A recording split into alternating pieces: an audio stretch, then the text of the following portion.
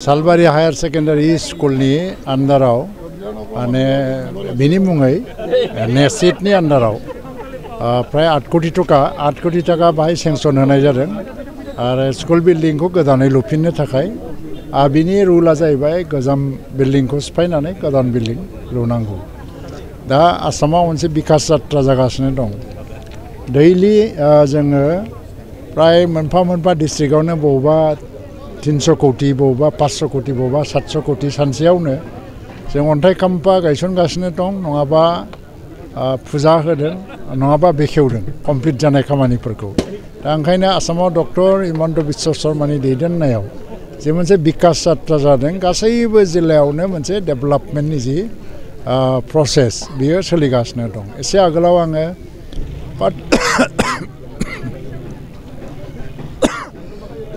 फातिमाबाद secondary स्कुलनि थाखाय प्राय 2.5 कोटि टाकानि बाहायबो गोदान बिल्डिं लुनायनि हाबाफारि बाहायबो बेखेवदों आङो प्रजेक्ट। आरो दा कक्लाबारि हायर सेकेन्डारिनि थाखायबो 7 कोटि टाका बाहायबो दङ। आरो दा दुमनियाव मोनसे लर्ड जगन्नाथ बिनि नामाव मोनसे कमिउनिटि हल लुनाय, बिनि थाखायबो आं प्रजेक्ट बेखेवगोन।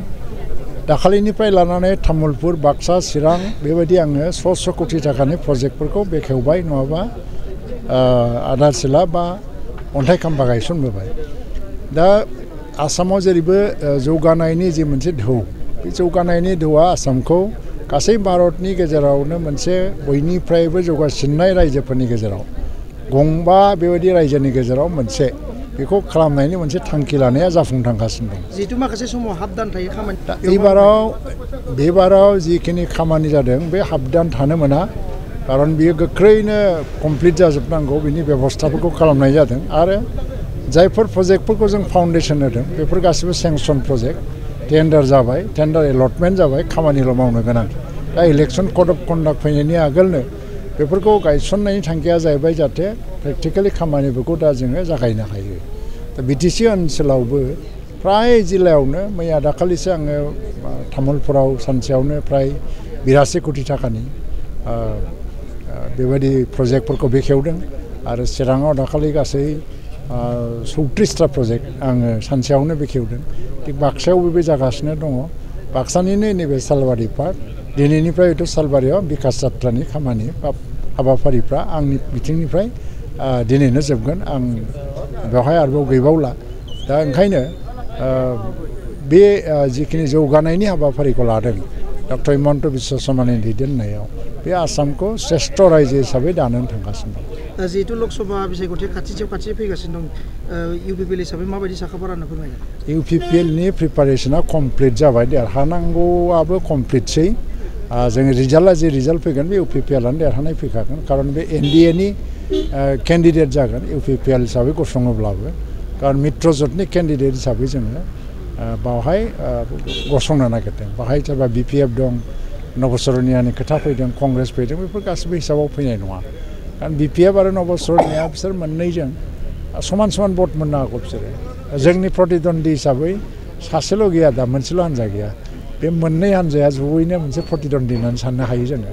आरो बिसोरनि भट शेयारा मोनसेया 1.5 लाख, मोनसेया 1.5 लाखनि बारा जानाय नङा। आरो जिहेतु बिपिएफआबो कंग्रेसजों मोनसे सावरायनाय गोरोबथा मोनसे लेनदेन सोलिबाय थानाय, बिसोरनिया बे बुजिनो हाया। बिसोरो माने कंग्रेसजोंबो रायलायो, माने फारसेथिङै नरेन्द्र मदिजोंबो थानानै गभर्नमेन्ट सालायगोनबो होनो, मन्थ्रिबो मोनगोन होनो।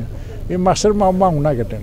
दा जुदि नरेन्द्र मदिया प्राइम मिनिस्टार जानायखौ लुबैदोंबा दा एनडिएनि ग्रुपखौनो बिसोर सापर्ट खालामनांगौ। आरो जुदि फार्स्टिं नरेन्द्र मदिखौ प्राइम मिनिस्टार हिसाबै मानियोबो होनबाय, फार्स्टिं डक्टर हिमन्त बिश्व शर्माखौबो आसामनि मुख्यमन्त्रि हिसाबै मानियो होनबाय।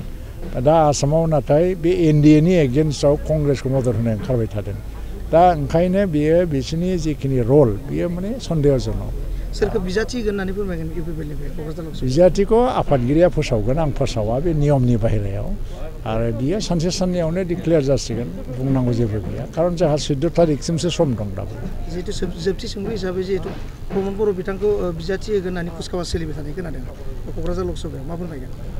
कुचकावाजआथ' बयनिबो सोलिदों। आंनिबो नाम ओंखारलाबायो, प्रमद बर'नि नाम ओंखारो, रेनगारानि नाम ओंखारो, राजु नार्जारिनि नाम ओंखारो, आरो सोरबा माने मा बिके काजी बा सोरबा सोरबा बिदि 7 जन 8 जननि नाम खादों सासेल'सो जागोन दा प्रमद बर'आ गाव आफादनि आफादगिरि आरो बिटिसिनि चिफ बिथाङानो जोंनि दैदेनगिरि बिथांखौ होयोबा माबायदि जागोन ना फोरमाय बेखौ जों दा रायलायला दे मोनसे फोसावथाय 2024 निफ्राय 2025 मायथाइनि ड्रीम किन्डारगार्टेन प्रि स्कुल काम क्रिट सेन्टारनि मुं थिसननाय हाबाफारिया सोलिगासिनो दङ क'क्राझार सहरनि साखाथियाव थानाय एबा देबोरगाव बड'लेण्ड मुलुगसोलोंसालिजों नांजाबनाय गियानपुरियाव गोदानै ड्रीम किन्डारगार्टेन प्रि स्कुल काम क्रिट सेन्टार बेखेवदों जायफोर बिमा बिफाफोरा सानसेथोलो गाव गावनि उन्दै गथ'फोरखौ नोजोर खालामस्लाबनो हाया एबा साख्रि बाख्रिफोराव बेस्थ' जानानै थायो बैसोर बिमा बिफाफोरा गावनि उन्दै गथ'फोरखौ गियान होनायजों लोगोसे 2 बोसोरनिफ्राय 5 बोसोरनि गथ'फोरखौ बे ड्रीम किन्डारगार्टेन प्रि स्कुल काम क्रिट सेन्टाराव सोलोंथाइ होनो हागोन बे फरायसालियाव गासै सुबिदाखौनो फरायसाफोरानो मोनफुंनो हागोन सुबिदाफोरनि गेजेराव दं फान लार्निं